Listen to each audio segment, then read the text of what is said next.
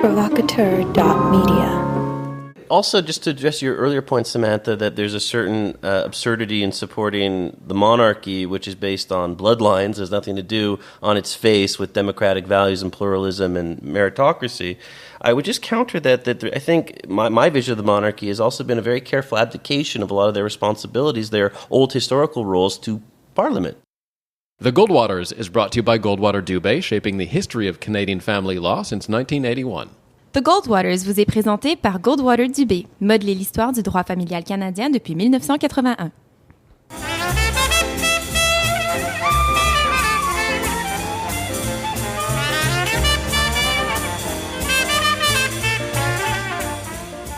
Welcome to episode number 4 of The Goldwaters. I am your moderator, Dan Delmar, coming to you from the Goldwaters kitchen. You might hear some snacks in the background and some dogs in the background. And let's introduce the Goldwaters. First, mate Anne-France Goldwater, the senior partner at Goldwater-Adler and a political commentator. Anne-France, how are you?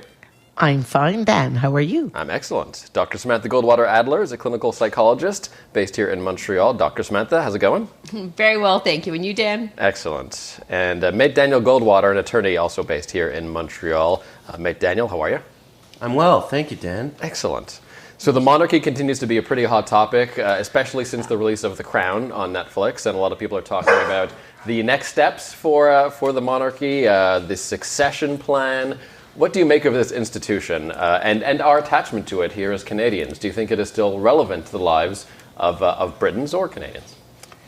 Well, I would be remiss if I didn't reveal a very important confidence, namely that my son is a secret admirer of Queen Elizabeth II and has a beautiful framed portrait of her up in his office that he obtained, I think, directly from the Queen. Did you not? Well, from her representative, the Governor General. In fact, I recommend, well, anyone's interested, you right now as a Canadian citizen have a right to a portrait of the King or the Queen or both together. It is free of charge. They will pay the shipping. If you call the Governor General's office, tomorrow, they will send you a portrait. You know, I will do that. Do you have any obligation to what you do with that portrait? Samantha! I'm just curious. It's just a question. I have no intention of doing anything. No, but if you negotiate, they will send you multiple portraits free of charge, in fact. They're very liberal about sending it. They have no issues. They're not sticklers. They're not very conservative about that. Har. Political statement thrown in. Well, I, for one, think it's an awesome thing that we're a member of the Commonwealth, and I would do nothing to compromise that heritage or to disregard it. So I guess that means I'm not, in fact, a Republican, and I hope we have some American visitors to this podcast. I hope we have an American audience that listens, because being a Republican in Canada means something completely different from in the United States. I think that this is a part of our heritage that we should cherish and protect. I feel strongly about it. And it's very funny to feel strongly about that in the province of Quebec, because the majority population here not only declines to participate in wars, which is very strange, even good wars, like World War II, but in addition, has quite an allergy to the monarchy. And I've traveled enough in the rest of Canada to know that the rest of Canada does not quite feel the same way. But let me ask you, what is your big tie to the monarchy? Honestly, having grown up here, it's just always seemed completely irrelevant to me. It was just, there's a face on our money. Queen Elizabeth seems okay. She's got neat hats. There was the the Princess Diana fiasco. That was really quite a tragedy. But otherwise, it just seems like there's just I don't even know. I was going to say there's a lot to do about nothing, so I'm not even sure if there's a lot to do about it in Canada. There were the visits. People were very excited and worked up by the visits. But otherwise, it just seems like, why are we still paying for this? Who cares? And as a note, all the members of the Commonwealth nations do pay for the monarchy. We do pay to preserve the palace and for the visits and for representatives here. So we're paying, a hefty sum. We're paying millions of dollars annually. And I don't really know why. Why? Well, hold on. You know what's funny? When I was doing research for this, they say that we spend about $50 million approximately on the monarchy in Canada a year, not counting visits or or any of the gifts they give us on their visits. Thanks for the precision. I wanted to contrast that with the cost of bilingualism in Canada, which is about $1 billion. Okay, but that's And- conflating two issues. Whoa! The cost of bilingualism is $1 billion. Ban the language. Well, hold on. I wasn't going there. I was actually trying to say the opposite, which is that Is the Queen bilingual? No, that if we're proud of our bicultural heritage in Canada, I know that might engender some controversy, but the contributions of French-speaking Canadians and English-speaking Canadians to our heritage, and that we think this is something important to promote as part of a distinct character and for harmony of peoples in the country. I think we can have a little bit of pocket change for the Queen. No, because look, there's actually scientific benefits even to bilingualism. Bilingualism, on a very basic level, helps us communicate with other cultures If you're across gonna the world, argue within the rationally to country. me, I just wanna As a side note, and then there's bilingualism in terms of brain development, encourages cognitive flexibility. $1 billion? What? Sure, but and a lot of families, even in areas that aren't bilingual, will pay extra money so that their kids can learn a different language. Let because it has them pay it and documented- keep the $1 billion because it in our has public coffers. documented benefits. But what is the documented benefit of the monarchy other than some weird nostalgia? Like, Let's be clear. Symbols matter. It's very funny. Okay. People talk about this. It's very sad. They say that among the First Nations in Canada in particular, there was a campaign of ethnocide against these people by our government, which really destabilized and destroyed generations of these peoples who have no sense of cultural grounding, of cultural roots. It's been completely uprooted by and they're really rooted in the monarchy? No, hold on. I'm just trying to draw a contrast to Okay. the importance of cultural roots having an actual significant impact on group cohesion and identity and a sense of purpose. And we talk about the Commonwealth. You talk about the unifying notion is the Commonwealth of men, of providing good government to citizens, and that the citizen is the one that is essentially employing the government for its to provide services. But is that all lost when you lose the monarchy? Yes. We share a body. As a Just note, a I am minute. the one who doesn't have a bust, a portrait of the Queen in my office. We share a common legal heritage, and in fact, we use the jurisprudence, the case law, the doctrine of related Commonwealth countries because it's all applicable, because we have a common legal system. Criminal prosecutions in Canada. Yes, I agree. May I but finish? Sure. Criminal prosecutions in Canada are taking the name of the Queen. That's why you see all the sites are like R, La Reine, versus Turcotte, to give an example. I would remind you that the Quebec coat of arms has 3 fleurs-de-lis, the British lion rampant, and then a couple of Canadian maple leaves. So our heritage is built into that Je me souviens of the Quebec coat of arms, and I never want to lose it. In fact, for me, with all the debate of our coat of arms in the National Assembly and that there's a cross somewhere there, which doesn't bother me because there's a Jewish boy on that cross. His name is Yoshka. But for me, it's the image. Jesus. Thank you, Jesus, for all your agricultural produce. We all know that joke that's on Google. But the different aspects of our heritage that are there in the National Assembly, the image of the British lion rampant is an extremely important part of my identity as a Canadian. That's what gives us good governance. That's what gives us the rule of law. That we have a constitution that we patriated. The Brits are so good at constitutional law, they don't even need a written constitution. We got one. The Queen is supposed to be the check on that. Right.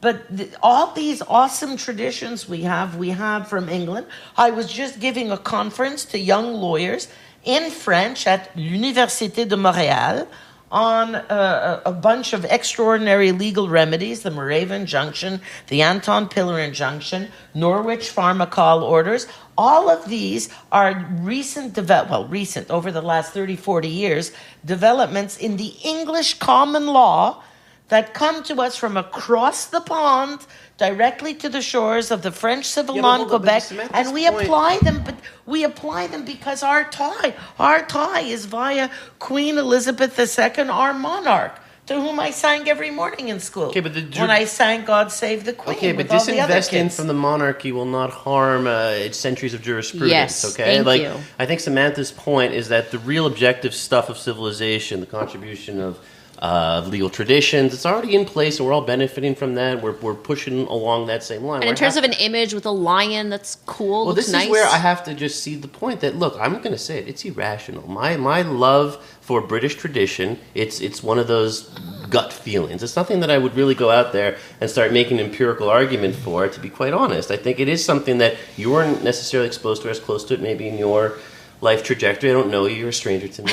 And for people... I've never... Who are you, actually? Yeah. From your generation, we have no sense of history or as values. As a side note, we are 3 years apart, so it's... No, but there's a different intellectual trajectory we took. Look, I was in history and in law. It makes some sense that I would come across these ideas more, and it would shape me more, and my sense of self. And I guess in psychology, you guys do nothing. You don't give a crap about anything. That's right. Our whole careers are not remotely dedicated to other people. It took me until I was 40 years of age to realize the huge difference between the judicial system, the legal system in Great Britain and everywhere else in the world. And to realize how much of our success as a nation, as Canada, how much of our success was shaped by the brilliance of the principles of British governance. I may call Israel a theocracy in moments when I'm annoyed with their laws on marriage and divorce, which remain religious. But at the end of the day, part of what makes Israel such a civilized democracy, such a beacon unto nations there in the heart of what goes on in that neck of the woods, is because of the British occupation, because the British left the common law to the Israelis, and that's the legal system, and that's why their courts are so civilized, and that's why Arabs have confidence going to Israeli courts to affirm their rights and seek protections and win. Okay, sure. Thanks to the English. I'm gonna just for the sake of my own mental health, I'm gonna take this a little bit away from colonialism, because that's a totally different discussion. But sure, if we say that there's some aspects of the British tradition that we've adopted, particularly legally, that have given us good and useful frameworks, sure, why not? Now, but in the eventually when Queen Elizabeth passes, and hopefully peacefully in many years, if the monarchy did not continue after that, what difference would that make? Would all of a sudden Canada just falls apart? Do we just go into anarchy? What do you think makes a nation? We hear this expression all the time, right? There's the nation state. The state is just the administrative apparatus of the nation. The nation is a sense of shared history, language, all those ethnic blood feelings. That's nation. You have to wrap around those feelings, which can be very dangerous, as we know. You wrap it around with some civilization, some state. And it happens to be that the British, in my view of history, have been really amazing when it comes to constructing a state that is not based on those ugly principles of blood nationalism. So, for example, it's based around a hereditary line of power. No, it's a different thing. Here we're talking about the historical residue. They've been unbroken in a monarchy going back to 1060, 1088? 1066 and all that. Sorry, 1066. I should know better. I get the 66 and 88 mixed up. So, it's like saying to the Japanese, like, oh, you have this weird sumo tradition of men dominating each other naked. It's outrageous, but it's been around for thousands of years, and it's a culturally it adds coherence to the culture and a sense of place. And this is a particular tradition we should be particularly proud of, especially now in the world that we're seeing with the rise of nativism, populism, racism, right? Because the nationalism. Queen being there has really helped to prevent all of that in Britain. The legal frameworks that were laid down by the British will be one of the greatest tools against these forces. Sure, but the Queen, qua Queen, has really stopped or prevented Brexit. Don't see it as the Queen. I don't really, to be frank, I don't really. The Queen herself is an individual. It's the institution. That's the issue. When you talk about multiculturalism in Canada, something we crow about, multiculturalism costs money. It's a policy. It's a social engineering policy, a social cohesion policy, which can be good or bad. I think there's a lot that's good about it. But you have to just acknowledge it. You're going to have a society. You have to invest in ideas about how to about shared institutions and ideas. But are you saying that the ideas? Let me just see if I understand. So the ideas and what unites us is the monarchy, because we're talking about the monarchy. We're not talking about just the Commonwealth qua Commonwealth or the laws qua laws. That's like reducing French Canadian. Hold on, that's like reducing French Canadian to the Queen. It's like reducing French Canadian nationalism to language. It's like trying to find like one piece of it and say, well, that does not a culture in and of itself make. Funny, but isn't that what French Canadians do? And that's why they only bring in people. Don't finish this thought. That's why they only bring in people to this province who speak the language of French, no matter how much in every other way imaginable, they bring in peoples who have absolutely zero cultural affinity for the French Canadians. So they bring in people who are hostile to Canadian values and Quebec values, but they speak French. Last night, we just talked about the Charte des Valeurs. That was an attempt to go beyond language politics and into more issues of shared historical memory and those types of ideas. We're talking about the And as a crucifix. side note, do you want to give like a 10-second background on what the Charte des Valeurs is for our listeners in case they're not aware? The Charter of Values Charter of is Secular Values in Quebec was proposed legislation by the PQ that proposed to outlaw ostentatious religious symbols among public servants. So the very French model. Right, meaning Yes. therefore that women, because it's generally women who wear these things, cannot wear a headscarf or the hijab or the chador or anything else. However, if you're a healthcare provider and you have a religious objection to providing healthcare to someone, you can do that. So that means that if you're, let's say, a religious Muslim woman, no chador for you. But if you're a gynecologist or obstetrician or a pharmacist, you can refuse to provide an abortion or the pill or other contraception to a Quebecois woman who may herself be entirely secular and an atheist, which struck me as absurd, ridiculous, and sexist. But anyways, fortunately it didn't pass. It was quite popular at the time, and fortunately it didn't go through. But yes, I think what carry we all on. have in common, nonetheless, is that we recollect that we bring these English values that are part of our cultural fabric in our laws, our criminal laws, our jury system, in our constitutional But sure, laws. but why should the in our- British hold on to the monarchy? So we can hold on. So we hold on to the monarchy. It's good for us to hold on to the monarchy, so we can still be associated with the British because, like, they've contributed The some British good stuff. are not but getting then why rid of did the they? monarchy. Sure, They but won't. why? But like, other than just, is it just tradition? Is it like, is it just tradition? Is that the only thing that matters It's a here? harmless It's a lot of money. tradition that's very, very entertaining. It's a lot of money.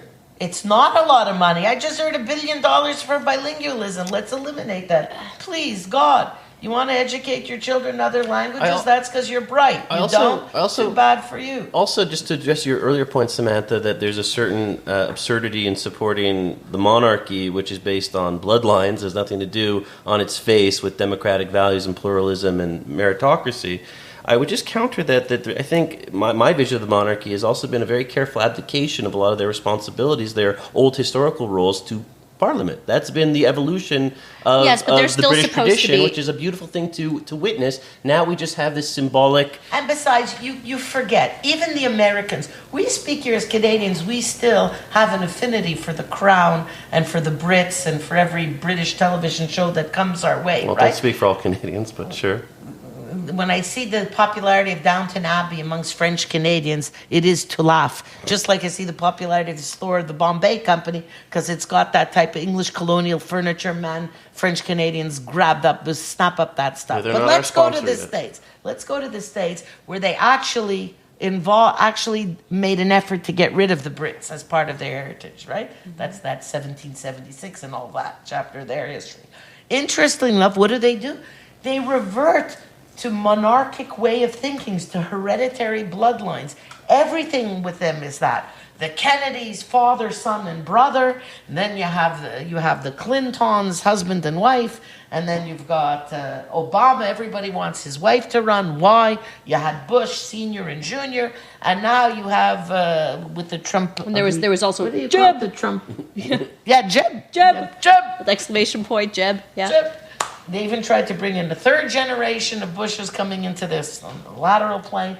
And now you have Trump comes into power. What's the first thing he does? All his children are in the White House. The children have to meet with all the heads of Sure, state. but if it's not the okay children have to there, earn the then business. why does is this it have to do with okay? the monarchy? Yeah, what's the point of the monarchy? Because that's you can't get away from these dirty instincts that human beings have. So then we should nourish it and pay money into it's it? not the revere point. it? It happens. How come it's not stopped now? In the one anti-monarchic country, the United States, nobody lifts a finger to this jamoke, this boor Trump to say, you were voted in a secular democracy. We have no monarchy here. There's no hereditary bloodlines. Tell your children to go home, get a job. You're running the country, So why doesn't not the your royal children. family go home and get a job? Like, I don't understand how this is an Because- argument for the royal family. There's something feelings-based about this, nation-state feelings. Yeah. When you think about, for example, you look at, I don't know, you speak to a modern secular Jew, he looks at a rabbi, he might not share the same values, might think that it's a little sort of backwards, but they will look at it and have maybe an initial rush. But I'm not paying. But I'm not that's paying. my history. I'm not paying money to. Sure, but I'm not paying money to rabbis, and they're not in a position of symbolic power. You haven't in heard the about nation. that? But hold on, but Wait a what's minute. your No, feeling- all what's your feeling- Quebecers hold on. know. What is your feeling about Just a multiculturalism in minute. Canada? All Hold on. Quebecers know that we're paying for the Christians are paying for kosher food. Didn't you Okay, hear yeah, that? sure. Anti-Semitic propaganda, wonderful. What's but your feeling about multiculturalism in Canada? You understand that's a policy, that A there's failed a lot policy. of money goes from government coffers to culture groups Failed around. policy. There should be I'm I'm asking assimilation. Samantha. I think it's. I think Why? that at Because least she's reflexively left wing. You're relying on this. reflexive. Yes, because any views I have are just dismissed by virtue of adopting some left wing. You teased me about Gordon Ramsay. You're But reflexively what does that? What left does that have wing. to do with? What does that? Whatever, anyways. I'll take it away Oh, from Gordon. multiculturalism. Okay, It doesn't matter. multiculturalism. It's irrelevant because now you're just bringing up another policy that has nothing to do with the monarchy. I'm talking about the monarchy. I'm the monarchy explaining because your objection is that we're specifically. spending money on the market and what's the point? And I'm saying cultural cohesion. You're saying, well, it sounds like a soft issue. I'm saying the same thing for Look, multiculturalism. it may be, Any what social is your cohesion evidence? What is your policy. evidence for social cohesion with the monarchy? So if the monarchy just dissolved after Queen Elizabeth, then what? Then would the Commonwealth just like fall apart and No, like it would be everyone one just hole like in the go- ship. Yes. It would. Yes, it Is would. that- Yes, it would. It would. How do you think institutions are made? What about our flag, our silly flag with the maple leaf? You look at that, it means something. It's come Then to the should we point, switch- we all look at that, we feel Canada. Then should we just like strip them of more power? Then, if it's just symbolic figureheads, theoretically they have the power to wage. The monarchy has the power to wage war, Okay, don't get- to sign treaties, and to dissolve parliament. We're just like with our fingers crossed, like okay, Queen Elizabeth seems okay, and fingers crossed, These whoever are succeeds, symbolic that they'll just powers be. that are They're real powers that are not being exercised, but they're That's real right. powers, and we're relying on the hereditary line to just like with our fingers crossed. So hopefully the next one's not like. fingers crossed. Talk about for 1,000 years, it hasn't happened.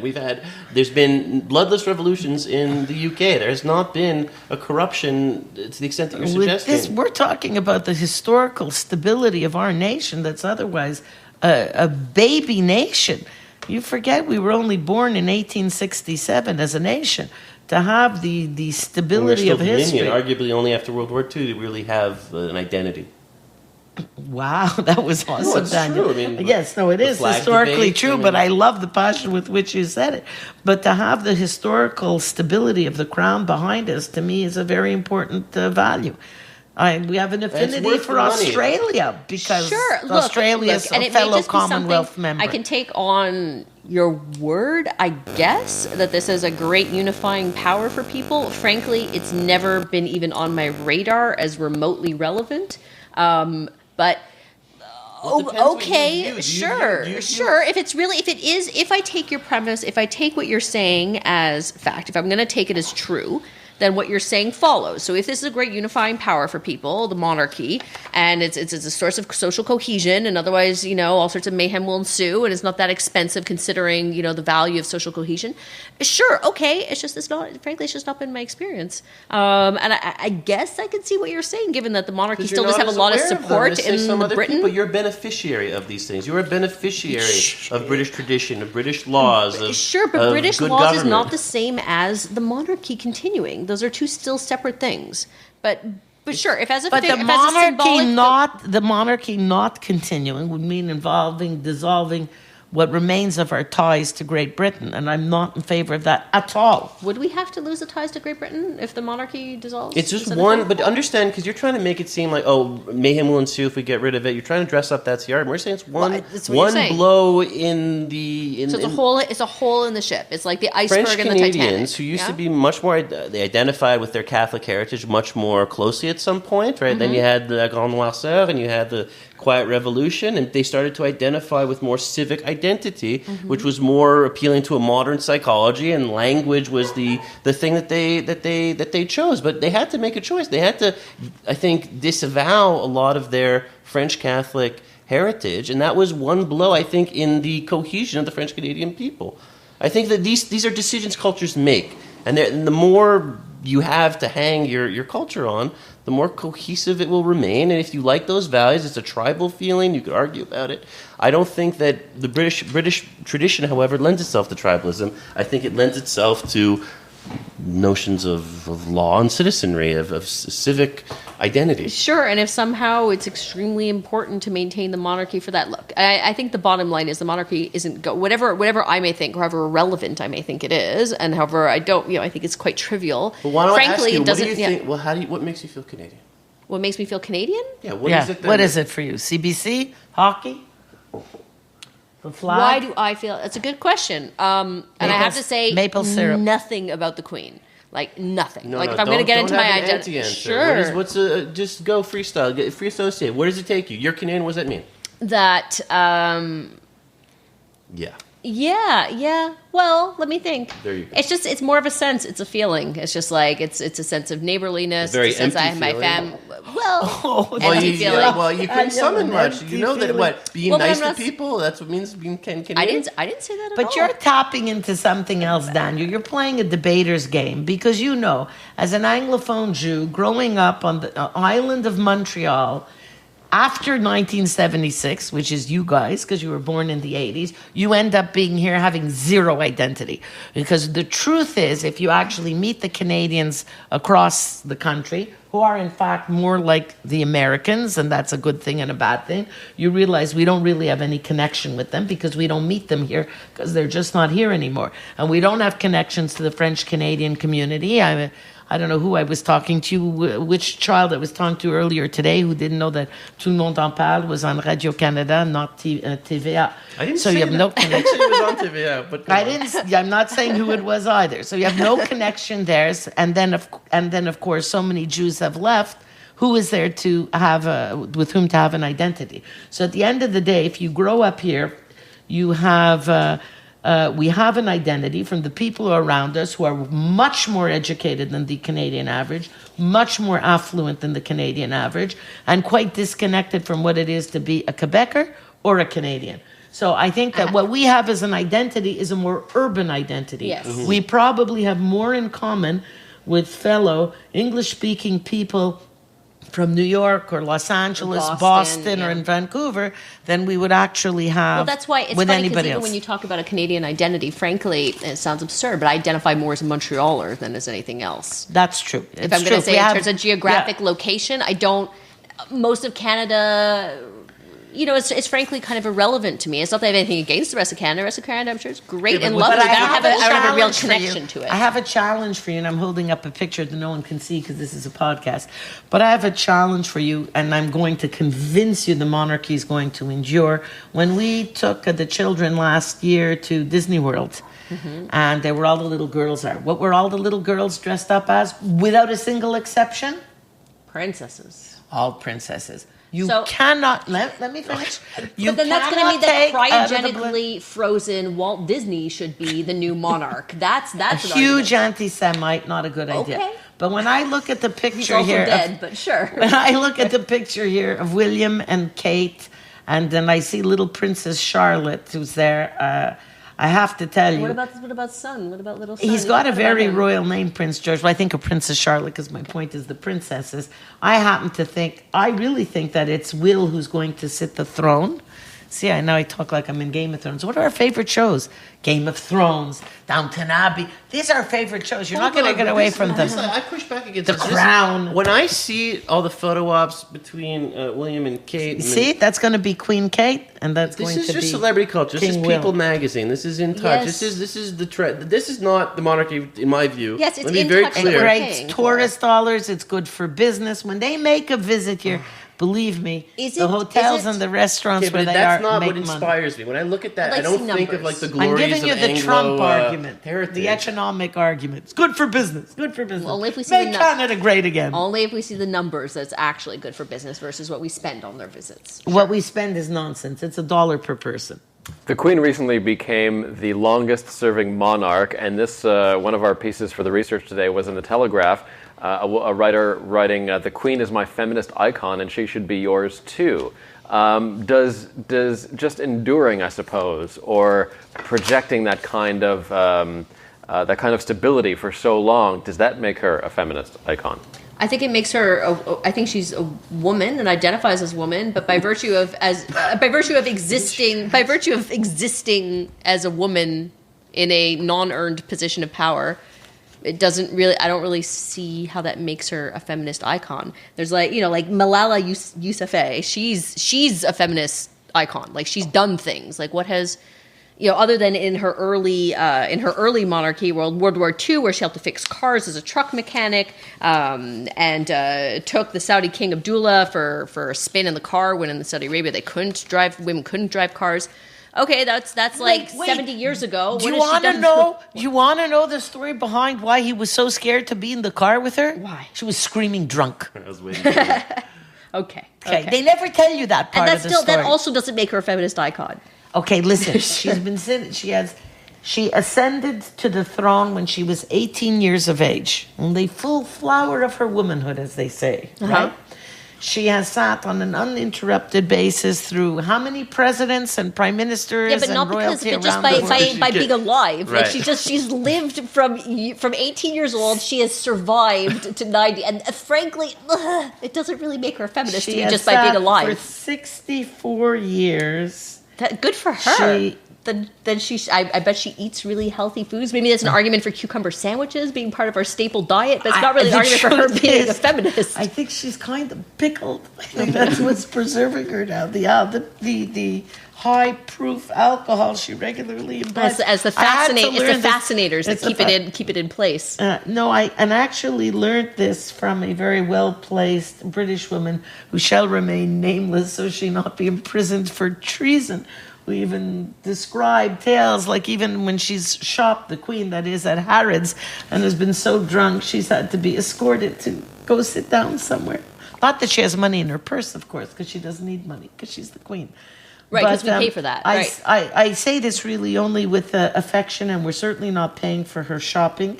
I think it's very important. Shopping. Okay, yes. The Brits.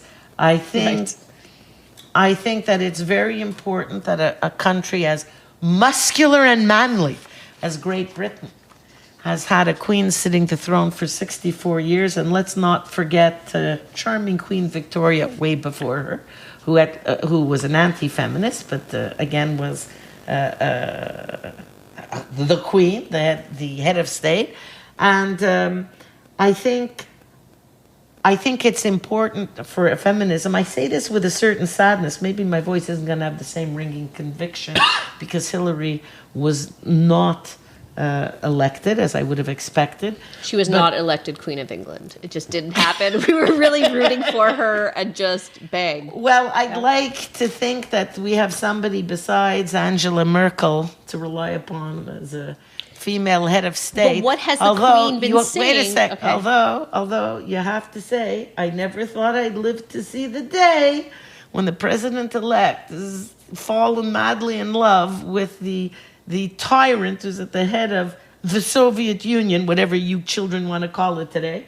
And then on the other end, it's Angela Merkel as the what of what country? Germany? Who defends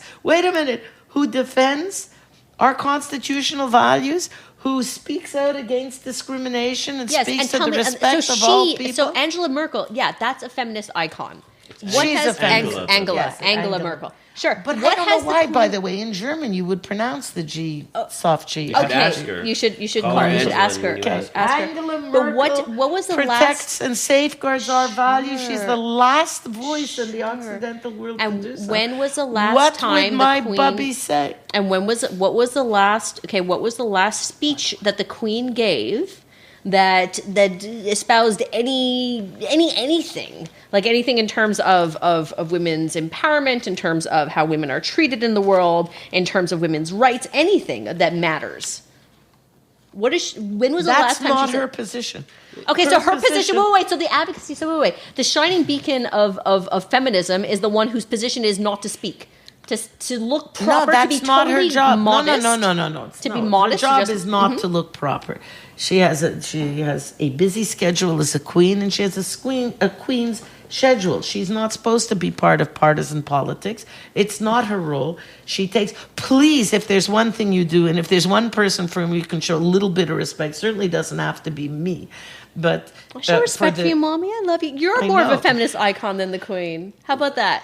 Because you use your words and you do things. Okay, but she has endured. She assumed a role that was not supposed to be her role. She was not supposed to ascend to power. Let's not forget the abdication that preceded her.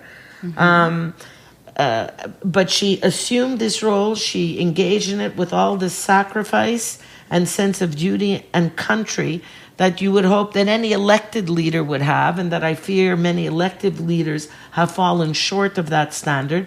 That's what she exemplifies. And to a certain extent, there is an aspect of self-abnegation that she has to engage in. There was a lot of suffering for her with the breakdown of both her children's marriages, not just Charles but Anne's marriage. And the breakdown of Charles' marriage was very public and very painful, and she had to not say anything because that's part of her role. And she managed to weather that. She managed to deal with the love that the people had developed for Princess Diana, who died too young and very tragically, but in terrible circumstances for the crown, who caused a tremendous loss of respect for the crown amongst the British Princess people. Diana was still more of a feminist icon because she did things. She did things, absolutely to her credit. She did things, and she was pretty hard done by her husband. And it's an egregious loss for her boys that she died the way she did. But that's the reason the monarchy will never be gone. But that's British not why the Queen is a feminist. The British people endured the figure that a person, a woman that they loved more than anyone else in the world, Princess Diana, and the Queen. You remember how she aged that year? She endured, and she reminds us about sacrifice and about enduring and about loyalty and about duty. About self-restraint. Self-restraint in a world where the bum to the south of us thinks it's clever to brag about grabbing people's genitals. Hold on, I also want to say something too, though. Is this whole discussion about her as feminist icon? I mean, I think there's a fine argument to be made. It's already been explained. Her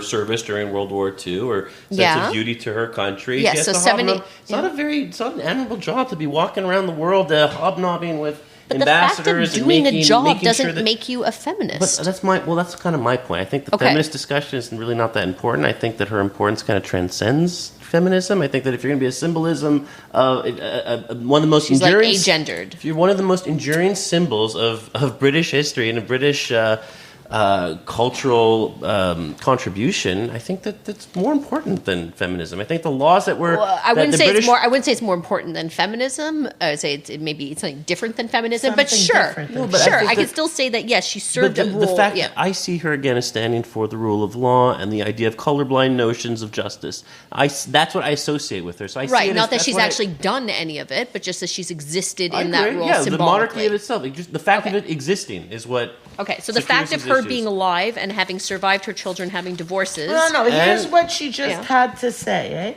So she's been a member of the Women's Institute since 1943. And here's what she had to say in a very recent speech at the centenary celebrations. I quote, "There has been significant economic and social change since 1915. Women have been granted the vote. British women have climbed Everest for the first time, and the country has elected its first female prime minister. In the modern world, the opportunities for women to give something of value to society are greater than ever because, through their own efforts, they now play a much greater part in all areas of public life." Well, and you'll like this. She's a patron of over 600 organizations and charities. Particularly, she loves her Welsh corgis, so she's big into animal rights as well. Okay, but animal rights still doesn't make her a feminist. No, but let's not disregard this speech. Sure. No, that speech. You know what though, Mom? You're swaying me. The fact that she actually said words that pertain to ladies, I'm already partway there, partway convinced. And again, keep in mind, she's been a member of the Women's Institute since 1943. That's still just existing in a... But it's a choice to do that, a choice to foster it, a choice to promote. Sure, yes, and that's women. true, and at least that's a choice rather than the monarchy, which is just a position that she's born into and just has lived. But if she's actually said words and been parts of organizations, then great. She also oversaw the change of royal rules of succession that will allow an eldest girl to always accede to the throne. Interesting, eh? Because the rules on primogeniture would pass over girls in the past, no longer. So I think that's awesome. Let me ask you this. What about succession? Should there be a next generation, or do we just sort of put the Prince idea Will. to bed? Yeah. Yeah, Will. The question becomes who. I vote for Will. That made a lot I of think, sense. right. I vote for the one in the hereditary line. Well, theoretically, it should be passing on to Charles. My feelings about it, I think it's largely irrelevant. But if it's the monarchy in and of itself, but sure, if it gives people some sense of social cohesion and across the Commonwealth, then okay, sure.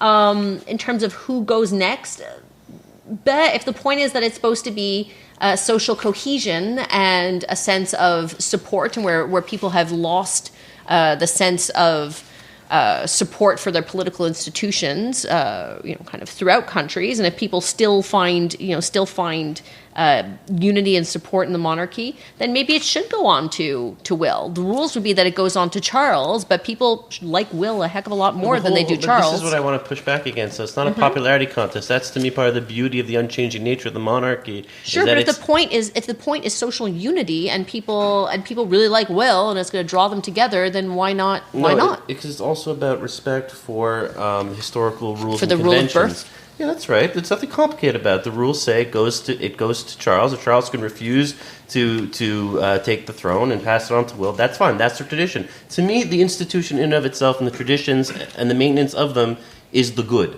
It's not about whether or not there are extra speeches made by the monarch that are great for feminism or great for LGBT. That's all great. I'm happy for that. Good. But to me, that's like kind of gravy. Well, but what if then you have, because I think a lot of it is that people have issues with Camilla kind of rising in prominence, not just Charles, forget it. right? Forget it. And so what if That's not happening. So what if we were to say that the prospect of Charles and particularly Camilla rising into some sort of prominence would really be a big source of disharmony?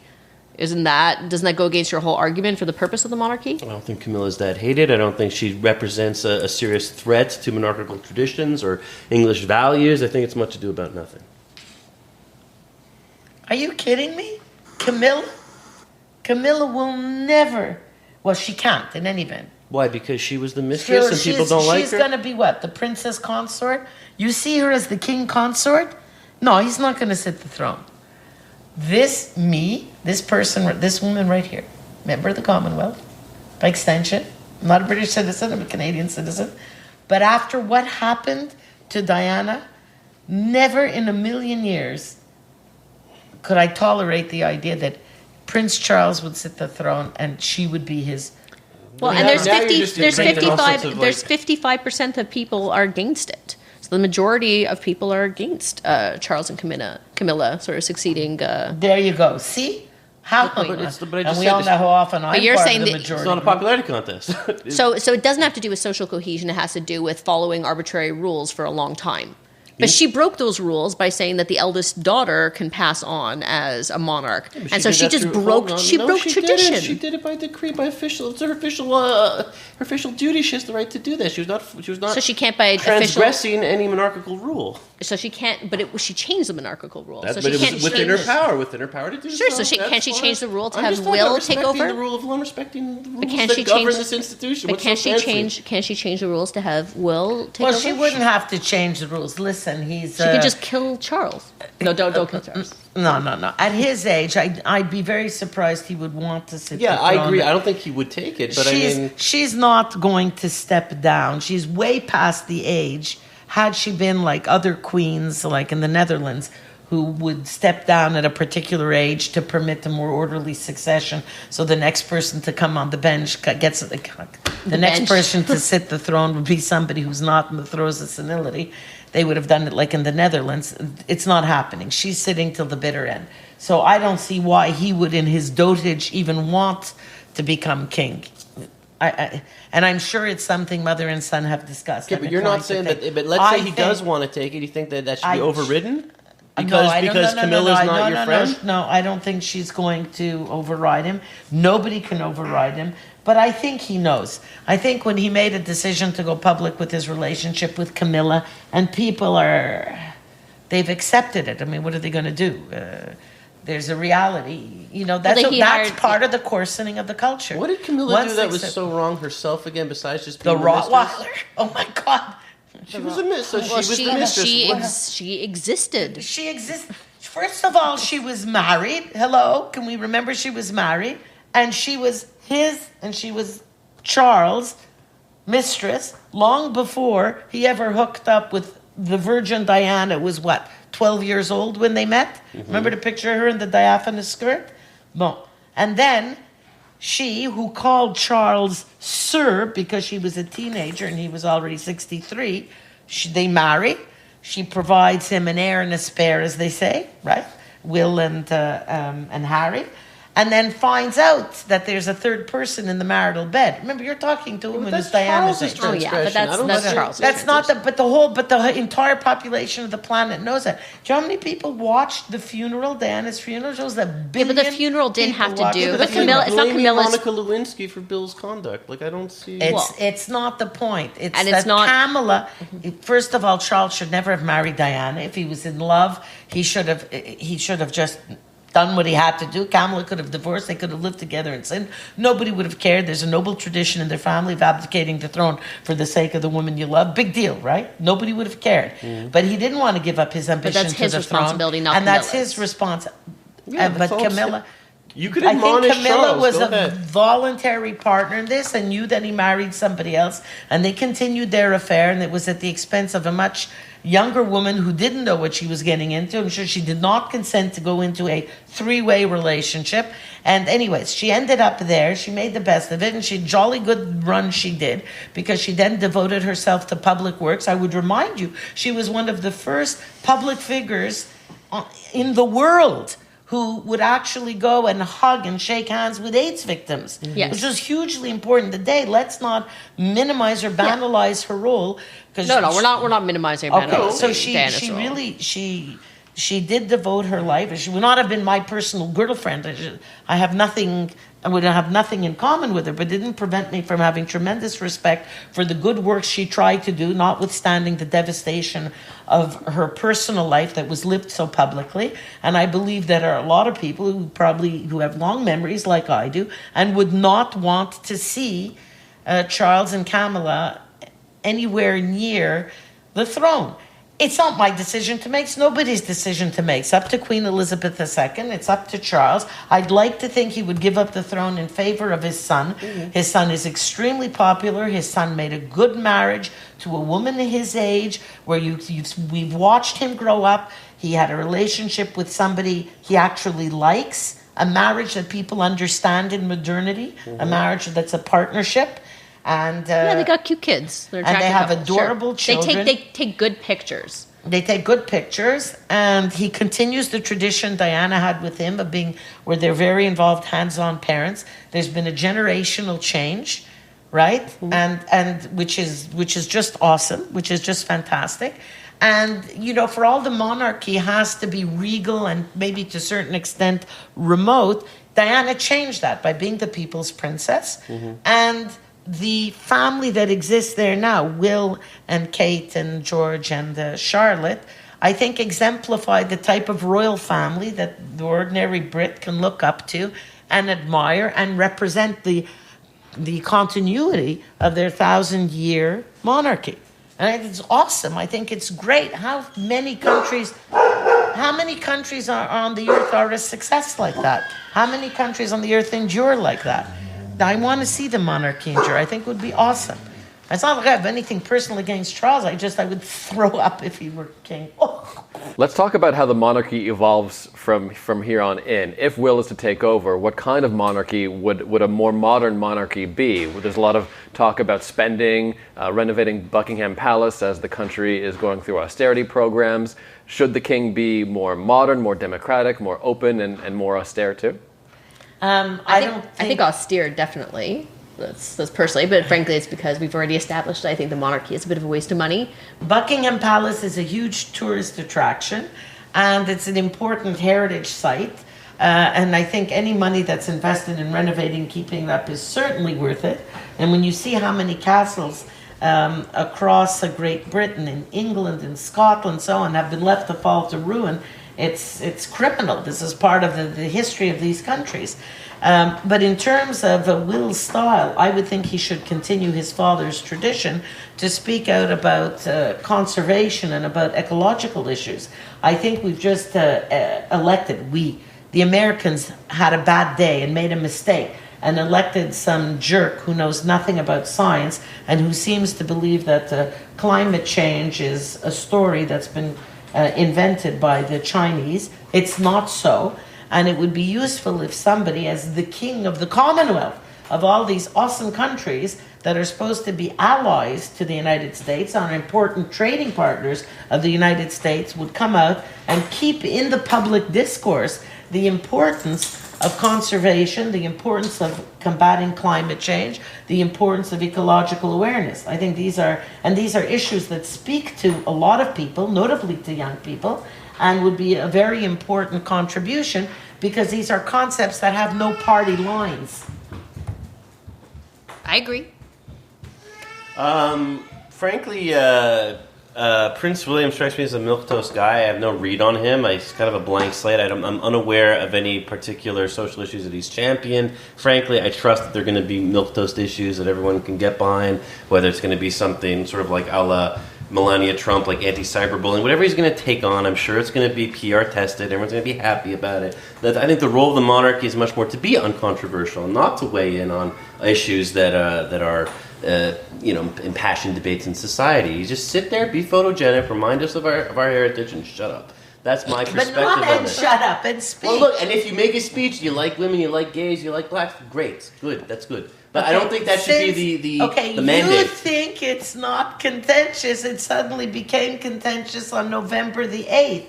So if we have the monarch, that's why having an enduring monarchy, not beholden to the stupid fads of an uneducated public, is so important.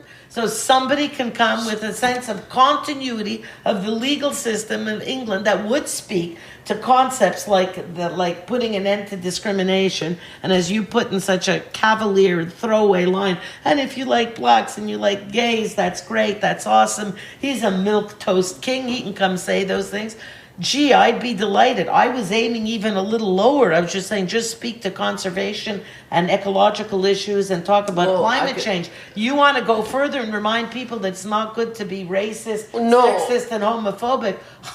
I'd be thrilled. Well, because I think he's supposed to be a culturally cohesive force, right? That's the role that he's there to play. And we start not talking about necessarily, but if he does, that would be awesome. Well, I think that we have consensus right now. When you have the empire itself has fallen apart. You have independence movements. You have the end of engagement with global culture, end of globalism, and the rise of anti-trade ideas are going around. I think there's a great opportunity for a monarch to make great statements about cultural cohesion and the importance of not othering people and all that type of discourse, which I'm sorry to have like a flippant attitude about. I think it's great because my point is his role is not to get into the weeds of policy. I think that would be a perversion of the role of the monarch. I'm not suggesting he get into the weeds or flowers of policy. I'm talking about the values that you were happy to acknowledge are universal, but are not universal for the 300 million people to the south of us, only a quarter of whom actually voted for the wrong person. Yeah, so you can make a few speeches. I just don't think that that's the locus of change. I don't look to monarchy to be the locus of social change. I look at it just to be a reminder of British heritage, really nothing more than that. Sure, well, but I'm other more than, aspirational. Yeah, I think it would be nice, although I don't expect much, if the monarchy did more than just exist and take pretty photos. And it would be nice if people, whatever their position, whoever they are, if they're in a position of power, to try to use their position of power to elevate others in need or to do some sort of good for the earth. That would be nice. And so if we're going to spend what you guys consider a trivial amount of money in Canada, which is over $50 million, it'd be nice if maybe at least they could just say like some words, some like nice words that could be helpful. They always have. That's my point. I don't see what we're arguing. Like that's to be expected. That he's going to say some nice things. It's to be expected. Further reading, guys. Anything that you found of interest when looking at the monarchy? I guess if I had to say personally in terms of the monarchy, I'm afraid, Dan, I don't have anything particular to suggest because I don't find we've established I don't find the monarchy particularly important, and so I don't really find readings about it particularly important to to put out either. But I'm open. But I'm curious of your respective suggestions, Mom, Daniel. Metro Goldwaters. Well, I will again plug what I mentioned at the beginning of this discussion about contacting the Governor General's office to request your own personal copy of a portrait of the Queen, or of King Philip, or of the two of them hand in hand. I think it's a lovely thing. I know it's funny, but I think that if you were to actually do it, call the Governor General's office, go through this whole thing and receive it, I want you to report back and tell me how you feel about it. It makes you feel great. It makes you feel that there's actually a sense of culture and history to this country. I thought it was a very funny thing, has a Seinfeldian quality, no doubt, to call the Governor General's office and ask for this portrait. When I received it, I opened it up, I was like, oh yeah. The monarchy, history. And it's wonderful in my office because whenever I'm trying to dissect the law and think of the intention of the legislator, I often point to the portrait of the Queen for dramatic effect. When my clients are there, if some colleague is there. You forgot that there was, at one point, a French-Canadian lawyer working in our office who took great exception to the fact that you had the portrait of the Queen up in your office, and it offended her sense of nationhood. And then Dale gestured to it for dramatic effect, how he didn't.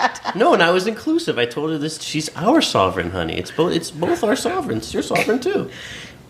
And I told her yes, and our country is Canada. That really went over very well. I think she had a sovereignty issue that was going on.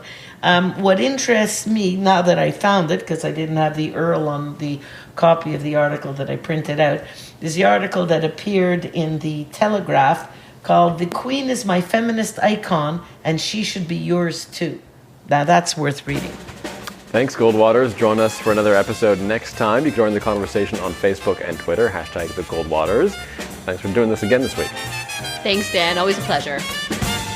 And thanks, of course, Metro Goldwaters. Always a pleasure to talk to you guys. Thank you, Dr. Goldwater. Thank you, Dr. Delmar. Dan the Man Delmar. Thanks, guys. So we did actually it. had a We fight said- over the monarchy. We said words. We could talk. We could say words. We could say a lot of words. Provocateur.media.